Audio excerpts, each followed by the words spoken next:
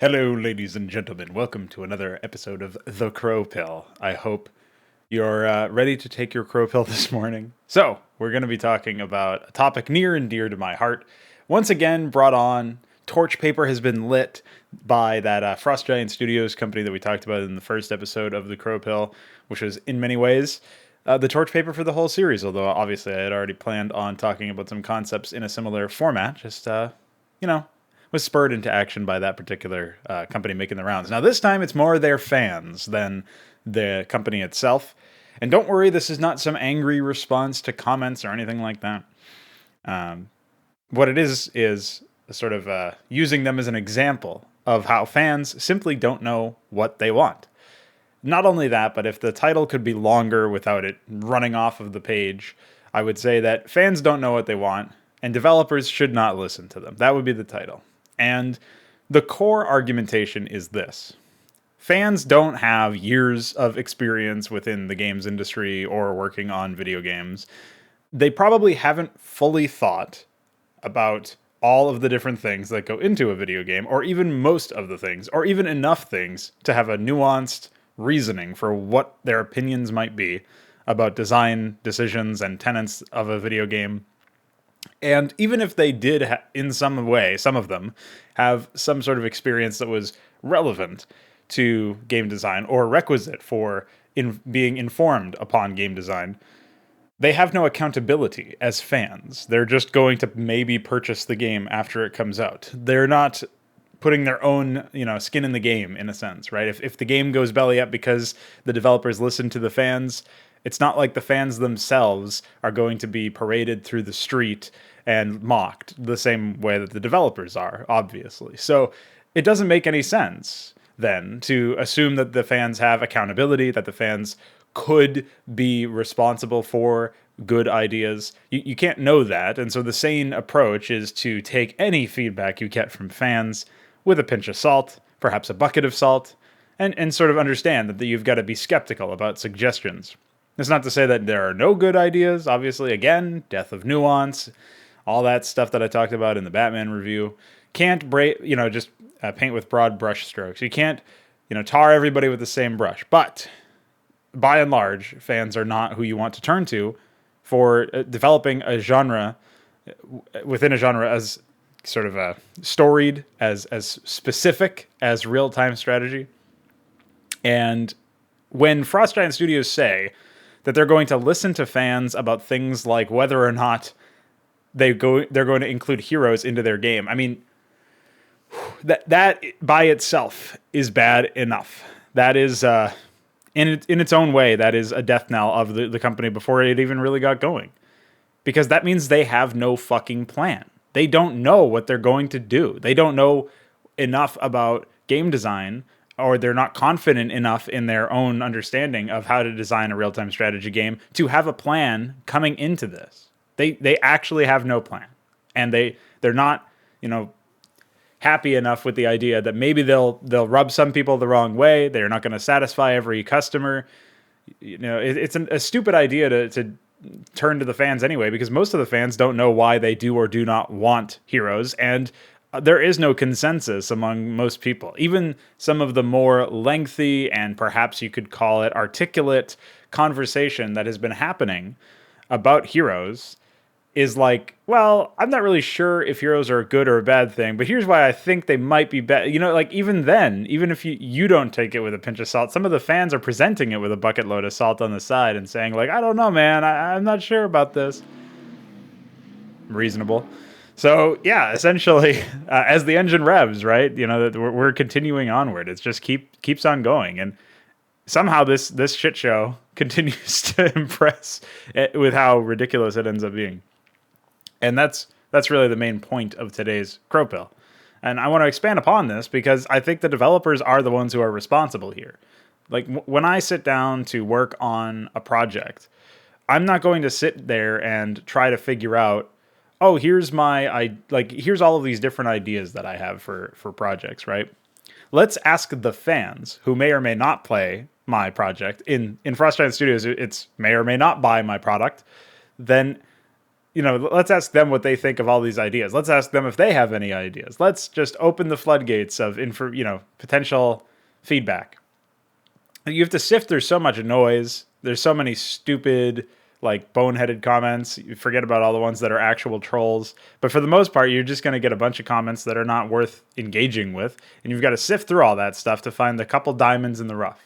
There was a really good example, a really good analogy of this sort of behavior. It was a little bit of a different context, but Thorin, the esports historian, had some comment where he said, if you got packages and like 7 out of 10 of them were cakes, but the rest of them were dog shit, you'd be a little trepidatious. You'd be a little hesitant.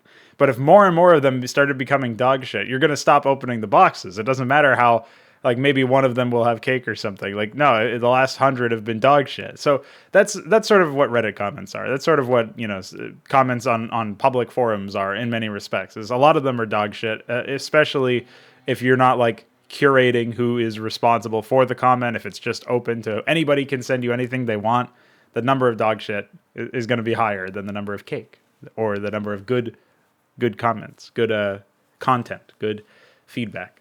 So bearing in mind that we're sort of holding the developer responsible first and foremost. I mean, the example of me putting together some ideas for a project, I don't then crowdsource that and say, what do you guys think? Because I know what is good. I know what will work out most likely. At least I think I know. And I'm confident enough in my ability to go from whatever my initial idea is into whatever the execution is, and then modify it based on that and say, okay, we're getting somewhere here. We can go a step further. That's a situation that seems to be very foreign to a lot of indie developers and a lot of upstart studios. And like, basically, there are two situations that could be happening here, right? Because the other unacknowledged situation, one of them I already talked about, it's the fact that they have no plan, the idea that they're just going to come in and take whatever the highest upvoted idea on Reddit is and then use that instead of actually, having some conviction of their ideas. But the other Frost Giant outcome here is that they're cynically using this as a marketing ploy, and they're not listening to anybody, and they already know what they're going to do, and they've already got investors who are telling them what to do, or they actually have a plan going in, and they're just going to stick to that, and they're not going to, maybe they'll add like modded support for whatever the fuck the highest upvoted idea is. Can't believe I'm saying that, but maybe that's what they're going to do, but they're not going to actually put it in the main game. I could actually believe that. Maybe this is a cynical marketing trick because, again, their, lineage is that of Blizzard, and that's pretty much all they're known for. So I guess it would make sense.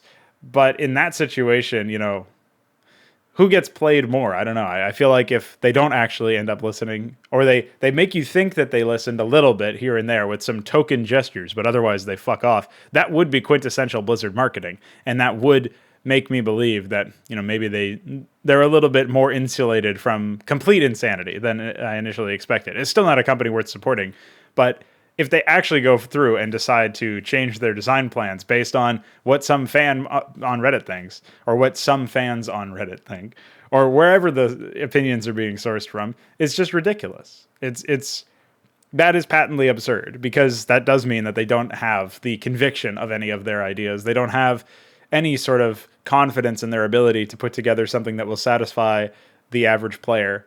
And if that's the case, if we have to give them all of the ideas, right? We, the consumer, have to provide ideas for the product producer, the developer, then whence cometh the developer, right? Why call them the developer if we're coming up with the ideas and telling them to execute on them?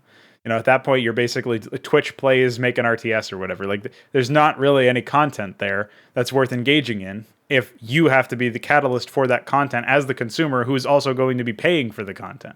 And it would be one thing if they come to you with a plan and they say, here's our plan.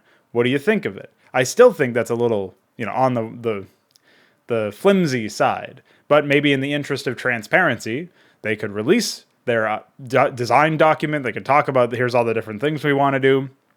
They could release it to the public, and maybe they don't expressly ask you to give feedback, but inadvertently, like inevitably, there will be feedback. And a situation like that could result in maybe some positive change in small areas where they aren't as firm with what they're thinking. Like, maybe the design document could even hint to that. They could say, like, we're not 100% sold on this particular idea, but it's the best one we've had, so we're moving forward, we're going to consider this. And then maybe somebody comes up with a better idea, or that gets crowdsourced.